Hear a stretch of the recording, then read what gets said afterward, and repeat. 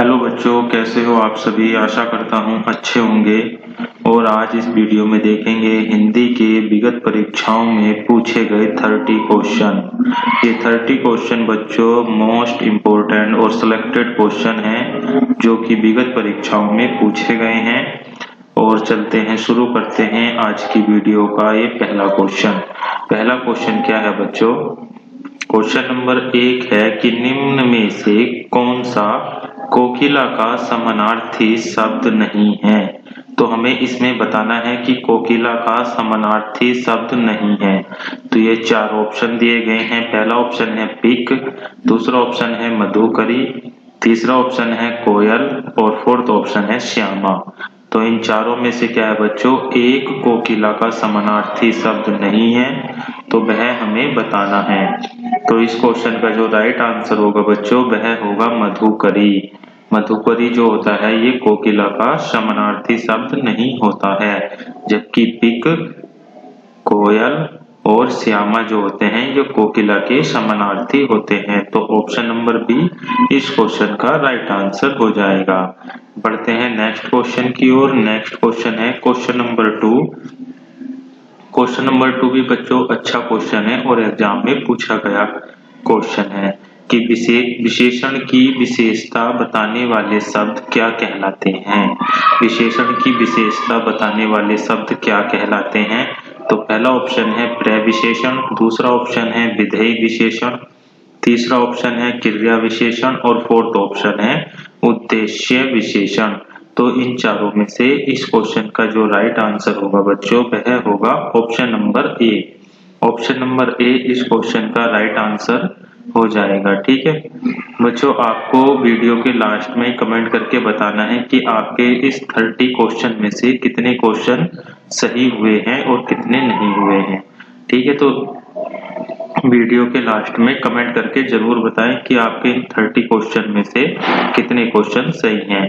तो बढ़ते हैं अगले क्वेश्चन की ओर। अगला क्वेश्चन है क्वेश्चन नंबर 3। क्वेश्चन नंबर 3 है मोस्ट क्वेश्चन है बच्चों, अच्छा क्वेश्चन है ये भी, कि आंचलिक उपन्यासकार की संज्ञा इनमें से किसे दी गई है। आंचलिक उपन्यासकार की संज्ञा इनमें से किसे दी गई है। तो पहला ऑप्शन है राम वृक्ष बेनीपुरी को, दूसरा है यशपाल, तीसरा है फणीश्वर नाथ रेणु और फोर्थ ऑप्शन है जैनेन्द्र। तो इस क्वेश्चन का जो राइट आंसर होगा बच्चों वह होगा ऑप्शन नंबर सी फणीश्वर नाथ रेणु को। ठीक है, ऑप्शन नंबर सी फणीश्वर नाथ रेणु जो है ये आंचलिक उपन्यासकार के नाम से भी जाने जाते हैं। बढ़ते हैं नेक्स्ट क्वेश्चन की ओर। नेक्स्ट क्वेश्चन है क्वेश्चन नंबर 4। क्वेश्चन नंबर 4 भी बच्चों अच्छा और सिलेक्टेड क्वेश्चन है। ठीक है, क्या क्वेश्चन है क्वेश्चन नंबर 4 की मुहावरा शब्द किस भाषा का शब्द है। जो ये बच्चों मुहावरा दिया गया है यह किस भाषा का शब्द है हमें बताना है। तो पहला ऑप्शन है अरबी भाषा का, दूसरा ऑप्शन है उर्दू भाषा का, तीसरा ऑप्शन है फारसी भाषा और फोर्थ ऑप्शन है हिंदी भाषा। तो इन चारों में से बताना है कि मुहावरा जो है बच्चों वह किस भाषा का शब्द है। तो इस क्वेश्चन का जो राइट आंसर है ऑप्शन नंबर ए अरबी भाषा का। ठीक है, ऑप्शन नंबर ए अरबी भाषा का शब्द है। इस क्वेश्चन का ये राइट आंसर हो जाएगा। कुछ बच्चे क्या है इसमें फारसी लगा देते हैं लेकिन ये गलत होता है फारसी। ठीक है, तो ध्यान रखना जो मुहावरा है, मुहावरा शब्द है वह अरबी भाषा का शब्द है। ऑप्शन नंबर ए इस क्वेश्चन का ये राइट आंसर होगा। बढ़ते हैं नेक्स्ट क्वेश्चन की ओर। नेक्स्ट क्वेश्चन है क्वेश्चन नंबर 5 और एक अच्छा क्वेश्चन है कि हिंदी साहित्य की प्रथम कहानी का नाम क्या है। हिंदी साहित्य की प्रथम कहानी का नाम क्या है। तो पहला ऑप्शन है इंदुमती, दूसरा ऑप्शन है प्रेम सागर, तीसरा ऑप्शन है रानी केतकी की कहानी और फोर्थ ऑप्शन है आकाशदीप। तो इन चारों में से इस क्वेश्चन का राइट आंसर क्या होगा बच्चों कि हिंदी साहित्य की प्रथम कहानी कौन सी थी। तो इंदुमती थी। तो यानी ऑप्शन नंबर ए इस क्वेश्चन का ये राइट आंसर हो गया, इंदुमती। ये भी अच्छा क्वेश्चन है बच्चों, आपको ध्यान रखना है ये क्वेश्चन, और ये क्वेश्चन बार बार एग्जाम में पूछा जाता है तो ये इम्पोर्टेंट क्वेश्चन है। बढ़ते हैं नेक्स्ट क्वेश्चन की ओर। नेक्स्ट क्वेश्चन है क्वेश्चन नंबर 6। क्वेश्चन नंबर 6 है कि जहां एक ही शब्द एक से अधिक बार आए तथा भिन्न भिन्न अर्थ हो वहाँ कौन सा अलंकार होता है? जहाँ एक ही शब्द एक से अधिक बार आए तथा भिन्न भिन्न अर्थ हो वहाँ कौन सा अलंकार होता है? बच्चों ये जो डेफिनेशन दी गई इसे अच्छे से पढ़ना, तभी क्या होगा इसका आंसर आप लगा सकते हैं। तो पहला ऑप्शन है श्लेष अलंकार, दूसरा ऑप्शन है अनुप्रास अलंकार, तीसरा ऑप्शन है यमक अलंकार और फोर्थ ऑप्शन है अर्थालंकार। तो बच्चों इस क्वेश्चन का जो राइट आंसर बनेगा वह बनेगा ऑप्शन नंबर सी, यमक अलंकार। यमक अलंकार इस क्वेश्चन का क्या राइट आंसर हो जाएगा, ऑप्शन नंबर सी। ठीक है बच्चों, बढ़ते हैं नेक्स्ट क्वेश्चन की ओर। नेक्स्ट क्वेश्चन है क्वेश्चन नंबर 7। क्वेश्चन नंबर 7 अच्छा क्वेश्चन है बच्चों, आपने पहले कभी शायद पढ़ा हो ये क्वेश्चन। निम्नलिखित में से कौन सा भाषा का मौखिक रूप है? ठीक है, निम्नलिखित में से कौन सा भाषा का मौखिक रूप है? ये क्वेश्चन भी आपका पूछा गया है एग्जाम में। तो पहला ऑप्शन है पत्र, दूसरा ऑप्शन है परियोजना, तीसरा ऑप्शन है निबंध और फोर्थ ऑप्शन है परिचर्चा। तो इनमें बताना है कि कौन सा भाषा का मौखिक रूप है। तो इस क्वेश्चन का जो राइट आंसर है बच्चों वह है ऑप्शन नंबर डी, परिचर्चा। ऑप्शन नंबर डी इस क्वेश्चन का राइट आंसर हो जाएगा, परिचर्चा। ठीक है, बढ़ते हैं नेक्स्ट क्वेश्चन की ओर। नेक्स्ट क्वेश्चन है क्वेश्चन नंबर 8। क्वेश्चन नंबर 8 है कि गबन किस रचनाकार की रचना है? ये जो बच्चों रचना दी गई है गबन, ये किस रचनाकार की रचना है हमें बताना है। तो पहला ऑप्शन है श्याम सुंदर दास, दूसरा ऑप्शन है रामचंद्र शुक्ल, तीसरा ऑप्शन है मुंशी प्रेमचंद और फोर्थ ऑप्शन है इनमें से कोई नहीं। तो जो बच्चों गबन है यह किसकी है? तो सभी बच्चों को पता होगा इसका answer Munshi Premchand. Option number C इस क्वेश्चन का ये राइट आंसर है, मुंशी प्रेमचंद की है। गबन मुंशी प्रेमचंद का हो गया बच्चों ये। गोदान भी, गोदान किसके? ये भी मुंशी प्रेमचंद की है। और नमक का दरोगा भी बच्चों मुंशी प्रेमचंद की है। और एक आयती है बच्चों, यानी काफी सारी हैं, ये ध्यान रखना मुंशी प्रेमचंद की काफी सारी रचनाएं हैं। तो आप इनकी रचनाओं को जरूर याद कर लें ताकि एग्जाम में अगर ये मुंशी प्रेमचंद की कोई भी रचनाएं तो वह गलत ना हो। बढ़ते हैं नेक्स्ट क्वेश्चन की ओर। नेक्स्ट क्वेश्चन है क्वेश्चन नंबर 9 है बच्चों की, इनमें से कौन सा अर्थालंकार का भेद नहीं है? तो इसमें अर्थालंकार का भेद नहीं है बताना है। तो पहला ऑप्शन है अतिशयोक्ति, दूसरा है यमक, तीसरा है रूपक और फोर्थ ऑप्शन है उपमा। तो बताना है इन चारों में से राइट आंसर क्या होगा कि इनमें से कौन सा अर्थालंकार का भेद नहीं है। तो यानी इसका राइट आंसर है ऑप्शन नंबर बी, यमक। ठीक है, यमक जो है बच्चों ये शब्दालंकार होता है। ये जो होता है बच्चों यमक शब्दालंकार होता है, शब्दालंकार। ठीक है, ध्यान रखना। तो ऑप्शन नंबर बी इस क्वेश्चन का ये राइट आंसर हो गया। बढ़ते हैं नेक्स्ट क्वेश्चन की ओर। नेक्स्ट क्वेश्चन है क्वेश्चन नंबर 10। क्वेश्चन नंबर 10 है कि प्रश्न चिन्हों में उठी है भाग्य सागर की हिलोरे। ठीक है, ये पंक्ति दी गई है कि प्रश्न चिन्हों में उठी है भाग्य सागर की हिलोरे। इस काव्य पंक्ति में कौन सा अलंकार प्रयुक्त हुआ है? तो हमें बताना है कि इस जो काव्य पंक्ति है इसमें कौन सा अलंकार प्रयुक्त हुआ है। तो पहला ऑप्शन है अनुप्रास अलंकार, दूसरा है रूपक अलंकार, तीसरा है यमक अलंकार और फोर्थ ऑप्शन है उपमा अलंकार। तो इन चारों में हमें इसका आंसर बताना है कि क्या होगा। तो बच्चों देखिए इसमें किसी वर्ण की आवृत्ति बार बार नहीं हो रही है, तो यानी अनुप्रास अलंकार तो इसका आंसर होगा नहीं। ना ही कोई शब्द दोबारा रिपीट हुआ है जिसके अर्थ अलग अलग हो, तो यमक अलंकार भी है, इसका आंसर नहीं होगा। बचा कौन सा बच्चों? रूपक और उपमा अलंकार। तो उपमा अलंकार में क्या होता है डैश के साथ सा या सी आते हैं, तो वे भी शब्द इसमें नहीं है, तो यानी ये भी इसका आंसर नहीं होगा। तो इसका आंसर होगा रूपक अलंकार, ऑप्शन नंबर बी इस क्वेश्चन का क्या है राइट आंसर हो जाएगा, रूपक अलंकार। ठीक है, बढ़ते हैं नेक्स्ट क्वेश्चन की ओर। नेक्स्ट क्वेश्चन है बच्चों, नेक्स्ट क्वेश्चन है क्वेश्चन नंबर 11 कि कौन सी पत्रिका के संपादक, ठीक है कौन सी पत्रिका के संपादक, क्वेश्चन नंबर 11 है कौन सी पत्रिका के संपादक महावीर प्रसाद द्विवेदी थे? तो इन चारों ऑप्शन में से बताना है। तो पहला ऑप्शन है सरस्वती, दूसरा है ब्रह्मा, तीसरा है हिंदी प्रदीप और फोर्थ है विशाल भारत। तो इन चारों में से बताना है कि महावीर प्रसाद द्विवेदी किस पत्रिका के संपादक थे? तो इसका राइट आंसर है सरस्वती। ऑप्शन नंबर ए इस क्वेश्चन का ये राइट आंसर हो जाएगा। ठीक है, बढ़ते हैं नेक्स्ट क्वेश्चन की ओर। नेक्स्ट क्वेश्चन है क्वेश्चन नंबर 12। बच्चों क्वेश्चन नंबर 12 बहुत ही सिलेक्टेड और मोस्ट इम्पोर्टेंट क्वेश्चन है, जो कि आपके एग्जाम में बार बार पूछा जाता है कि बांग्रू भाषा ज्यादातर कौन से राज्य में बोली जाती है? तो पहला ऑप्शन है बिहार में, दूसरा है कर्नाटक में, तीसरा ऑप्शन है हरियाणा में और फोर्थ ऑप्शन है तमिलनाडु में। तो क्वेश्चन नंबर 12 का जो राइट आंसर बनेगा बच्चों वह बनेगा ऑप्शन नंबर सी हरियाणा में। हरियाणा इस क्वेश्चन का राइट आंसर हो जाएगा। ठीक है, ऑप्शन नंबर सी इस क्वेश्चन का राइट आंसर है। बढ़ते हैं नेक्स्ट क्वेश्चन की ओर। नेक्स्ट क्वेश्चन है क्वेश्चन नंबर 13। क्वेश्चन नंबर 13 क्या है कि भाषा के क्षेत्रीय रूप को क्या कहा जाता है? यानी भाषा के क्षेत्रीय रूप को क्या कहा जाता है? तो पहला ऑप्शन है बोली, दूसरा ऑप्शन है राष्ट्रभाषा, तीसरा ऑप्शन है राज्य भाषा और फोर्थ ऑप्शन है साहित्य भाषा। तो इन चारों में से इस क्वेश्चन का क्या राइट आंसर बनेगा? तो इन चारों में से इस क्वेश्चन का जो राइट आंसर बनेगा वह बनेगा ऑप्शन नंबर ए बोली। ठीक है, बोली इस क्वेश्चन का ये राइट आंसर हो जाएगा। ठीक है, बढ़ते हैं नेक्स्ट क्वेश्चन की ओर। नेक्स्ट क्वेश्चन है क्वेश्चन नंबर 14।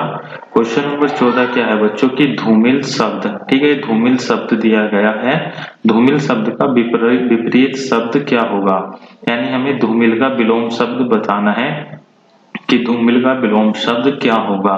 तो पहला ऑप्शन है स्वच्छ, दूसरा ऑप्शन है चमकीला, तीसरा ऑप्शन है धुंधला और फोर्थ ऑप्शन है उज्ज्वल। तो क्वेश्चन नंबर 14 का जो बच्चों राइट आंसर होगा वह होगा ऑप्शन नंबर डी उज्ज्वल। सभी बच्चे इसका राइट आंसर उज्ज्वल करेंगे, ऑप्शन नंबर डी। कुछ बच्चे इसमें स्वच्छ लगा देते हैं जो कि गलत होता है। उज्ज्वल इस क्वेश्चन का राइट आंसर होगा, ऑप्शन नंबर डी इस क्वेश्चन का क्या राइट आंसर होता है। बढ़ते हैं नेक्स्ट क्वेश्चन की ओर। नेक्स्ट क्वेश्चन है क्वेश्चन नंबर 15। क्वेश्चन नंबर 15 क्या है कि चौथा व्यक्ति ज्यादा होशियार है। ठीक है, ये वाक्य दिया गया है कि चौथा व्यक्ति ज्यादा होशियार है। इस वाक्य में चौथा क्या है? यानी हमें बताना है कि इस वाक्य में जो चौथा शब्द आया है यह क्या है। तो पहला ऑप्शन है उपर्युक्त तीनों, दूसरा ऑप्शन है क्रिया विशेषण, तीसरा ऑप्शन है संख्यावाचक विशेषण और फोर्थ ऑप्शन है गुणवाचक विशेषण। तो बच्चों ये इजी क्वेश्चन है और सभी बच्चे इसका आंसर जानते होंगे। इसका राइट आंसर होगा संख्यावाचक विशेषण, ऑप्शन नंबर सी इस क्वेश्चन का ये राइट आंसर हो जाएगा। बढ़ते हैं नेक्स्ट क्वेश्चन की ओर। नेक्स्ट क्वेश्चन है क्वेश्चन नंबर 16। क्वेश्चन नंबर 16 क्या है बच्चों कि हिंदी के स्थान पर अंग्रेजी को सन 1855 में भारत की शिक्षा और प्रशासन की भाषा के रूप में किसने स्थापित किया? तो बच्चों ये जीके का भी क्वेश्चन है और हिंदी में भी आपसे पूछा जाता है ये क्वेश्चन, और ये क्वेश्चन प्रीवियस ईयर में पूछा गया है हिंदी में। तो आपको बताना है कि हिंदी के स्थान पर अंग्रेजी को सन 1855 में भारत की शिक्षा और प्रशासन की भाषा के रूप में किसने स्थापित किया?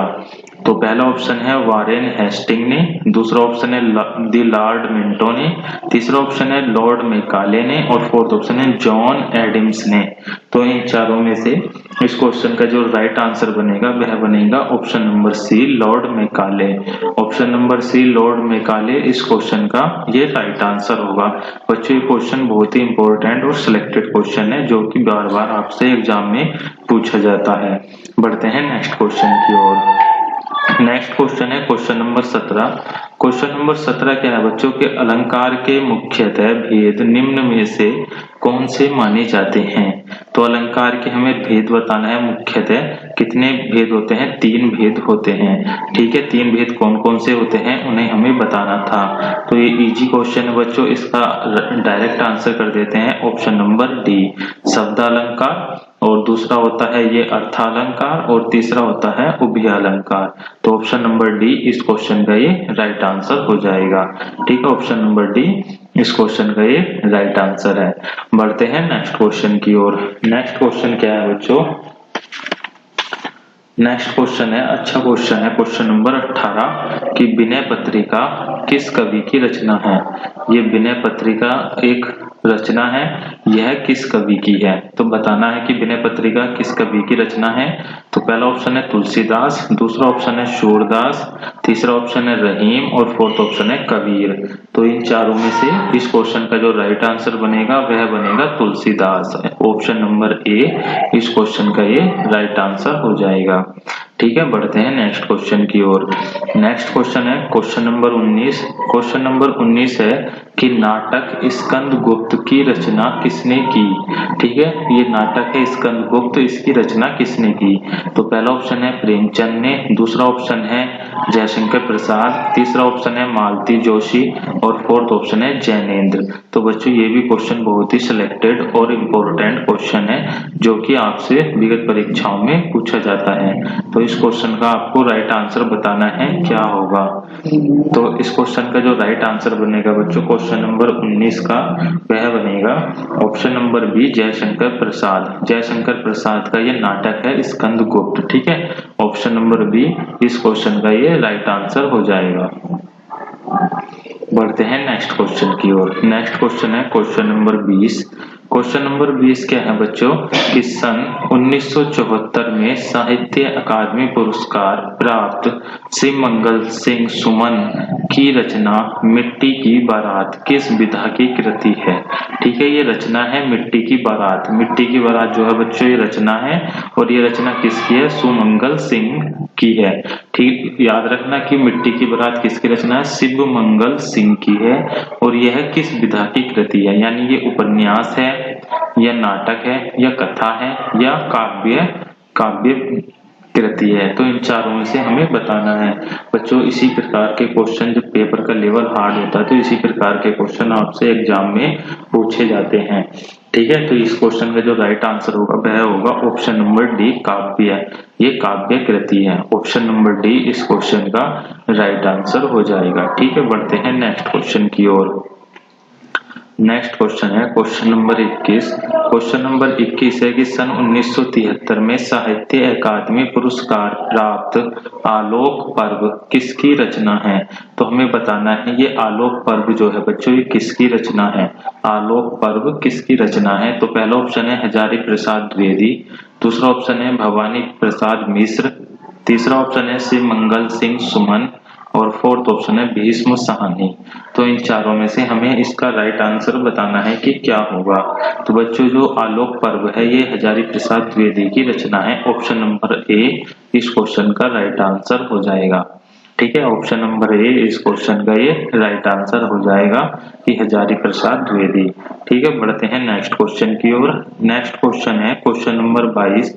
क्वेश्चन नंबर 22 क्या है बच्चों कि विप्र शब्द का समानार्थी शब्द क्या है? विप्र का यानी हमें पर्यायवाची या समानार्थी शब्द बताना है।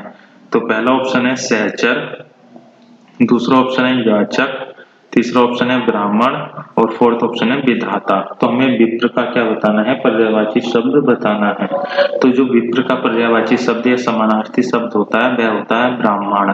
यानी ऑप्शन नंबर सी इस क्वेश्चन का ये राइट आंसर हो जाएगा। ठीक है, बढ़ते हैं नेक्स्ट क्वेश्चन की ओर। नेक्स्ट क्वेश्चन है क्वेश्चन नंबर 23। क्वेश्चन नंबर 23 है कि इनमें से मैथिली शरण गुप्त की रचना कौन सी नहीं है? तो ये 4 रचनाएं दी गई हैं, इनमें से बताना है कि कौन सी मैथिली शरण गुप्त की रचना नहीं है।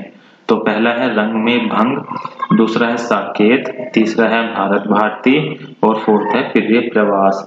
तो बच्चों इनकी जो तीनों रचनाएं दी गई ये तो सभी बच्चे को पता होगी कि इसमें रंग में भंग मैथिली शरण गुप्त की है, साकेत भी मैथिली शरण गुप्त की है और भारत भारती भी मैथिली शरण गुप्त की है, जबकि प्रिय प्रवास मैथिली शरण गुप्त की रचना नहीं है। यानी ऑप्शन नंबर डी इस क्वेश्चन का ये राइट आंसर हो जाएगा। बढ़ते हैं नेक्स्ट क्वेश्चन की ओर। नेक्स्ट क्वेश्चन है बच्चों क्वेश्चन नंबर 24। इजी क्वेश्चन है लेकिन एग्जाम में जाकर क्या डाउट हो जाता है, इसी वजह से मैं दोबारा क्वेश्चन आपके लिए लेकर आया हूँ कि अमीर खुसरो का वास्तविक नाम क्या था? तो अमीर खुसरो का वास्तविक नाम क्या था? तो पहला ऑप्शन है अब्दुल राही, दूसरा है सुदर्शन, तीसरा ऑप्शन है अबुल हसन और फोर्थ ऑप्शन है शिव प्रसाद। तो इन चारों में से इस क्वेश्चन का जो राइट आंसर बनेगा बच्चों वह बनेगा अबुल हसन। अबुल हसन इस क्वेश्चन का राइट आंसर हो जाएगा। बढ़ते हैं नेक्स्ट क्वेश्चन की ओर। नेक्स्ट क्वेश्चन है क्वेश्चन नंबर 25। क्वेश्चन नंबर 25 क्या है कि हिंदी का मानक रूप किस भाषा से विकसित हुआ है, कि हिंदी का मानक रूप किस भाषा से विकसित हुआ है। तो पहला ऑप्शन है खड़ी बोली से, दूसरा है अवधी से, तीसरा है ब्रज और फोर्थ ऑप्शन है मालवी। तो इन चारों में से इस क्वेश्चन का जो राइट आंसर बनेगा वह बनेगा ऑप्शन नंबर ए खड़ी बोली।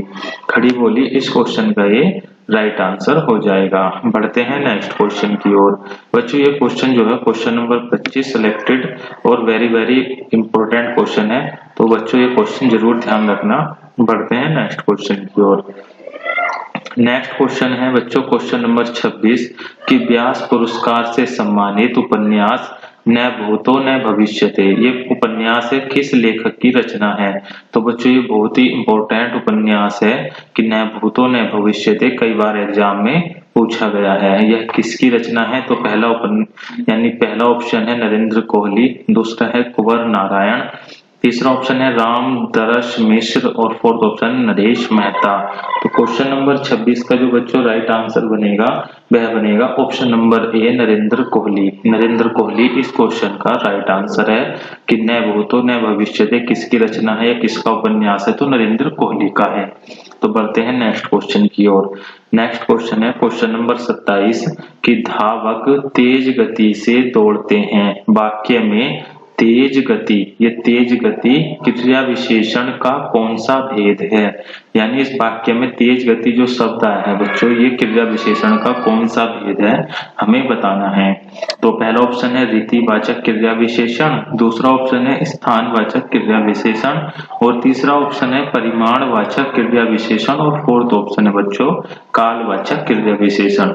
तो इन चारों में से क्या है बच्चों, इस क्वेश्चन को देख के ही आप आंसर लगा दोगे अगर आपने क्रिया विशेषण अच्छे से पढ़ रखे हैं। तो बच्चों इस क्वेश्चन का राइट आंसर रीतिवाचक क्रिया विशेषण होगा, ऑप्शन नंबर ए इस क्वेश्चन का ये राइट आंसर है। ठीक है, तो आप एग्जाम में जाने से पहले एक बार वाक्य जरूर पढ़ के जाएं कि वाक्य विशेषण अलंकार सर्वनाम ये एक एक क्वेश्चन इन सभी टॉपिक से आपको एग्जाम में देखने के लिए जरूर मिलेगा। बढ़ते हैं नेक्स्ट क्वेश्चन की ओर। नेक्स्ट क्वेश्चन है क्वेश्चन नंबर 28।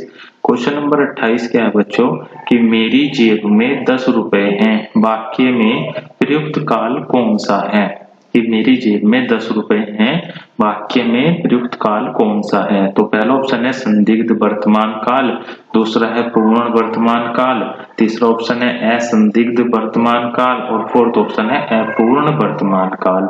तो क्वेश्चन नंबर जो 28 है बच्चों इस क्वेश्चन का राइट आंसर क्या होगा। तो ये इसका राइट आंसर बनेगा पूर्ण वर्तमान काल, यानी ऑप्शन नंबर बी इस क्वेश्चन का ये राइट आंसर हो जाएगा। बढ़ते हैं नेक्स्ट क्वेश्चन की ओर। नेक्स्ट क्वेश्चन है क्वेश्चन नंबर 29। क्वेश्चन नंबर 29 क्या है बच्चों कि दिए गए विकल्पों में से सही वाक्य पहचानिए। तो बच्चों 4 वाक्य हैं, इनमें से 3 गलत है, 1 सही है, तो हमें सही वाक्य को पहचानना है। तो पहला वाक्य क्या है कि ईमानदारी मनुष्य का श्रेष्ठ गुण है, दूसरा वाक्य क्या है ईमानदारी मनुष्य का श्रेष्ठ व्यवहार है और तीसरा ऑप्शन है ईमानदारी मनुष्य का श्रेष्ठ लक्षण है और फोर्थ ऑप्शन है कि ईमानदारी मनुष्य का श्रेष्ठ आचरण है। तो इन चारों में से हमें इस क्वेश्चन का राइट आंसर क्या होना चाहिए। तो बच्चों इसका right answer option number A होना चाहिए कि ईमानदारी जो है मनुष्य का श्रेष्ठ गुण है। जो ईमानदारी है वह क्या है मनुष्य का श्रेष्ठ गुण है, न कि व्यवहार है और ना ही लक्षण होता है, न ही आचरण होता है, तो यह क्या होता है गुण होता है। तो ऑप्शन नंबर ए इस क्वेश्चन का ये राइट आंसर होगा। बढ़ते हैं नेक्स्ट क्वेश्चन की ओर। नेक्स्ट क्वेश्चन है क्वेश्चन नंबर 30। क्वेश्चन नंबर 30 क्या है बच्चों की अलका सरावगी को किस रचना के लिए हिंदी साहित्य अकादमी का पुरस्कार मिला है। अलका सरावगी को किस रचना के लिए हिंदी साहित्य अकादमी का पुरस्कार मिला है। तो पहला ऑप्शन है एक लड़की, दूसरा ऑप्शन है यारों के यार, तीसरा ऑप्शन है कितना बड़ा झूठ और फोर्थ ऑप्शन है कली कथा वाया बाईपास। तो इन चारों में से आपको राइट आंसर बताना है। बच्चों इस क्वेश्चन का जो राइट आंसर बताने से पहले मैं आपको बता दूं कि आपको आपकी आज की वीडियो में 30 क्वेश्चन थे और आपके कितने क्वेश्चन सही हुए आप कमेंट बॉक्स में जरूर बताएं और इस वीडियो को इस वीडियो को बच्चों ज्यादा से ज्यादा अपने दोस्तों में क्या करें, शेयर कर दें और इस वीडियो को लाइक कर दें और चैनल को भी सब्सक्राइब करें, ताकि बच्चों नए बच्चे भी इस यूट्यूब चैनल से जुड़ सके। और इस क्वेश्चन का जो राइट आंसर बनेगा बच्चों वह बनेगा ऑप्शन नंबर डी, कली कथा वाया बाईपास। तो आज की वीडियो आपको कैसी लगी कमेंट बॉक्स में जरूर बताएं और चैनल को सब्सक्राइब करें। आज की वीडियो के लिए इतना ही, धन्यवाद, जय हिंद।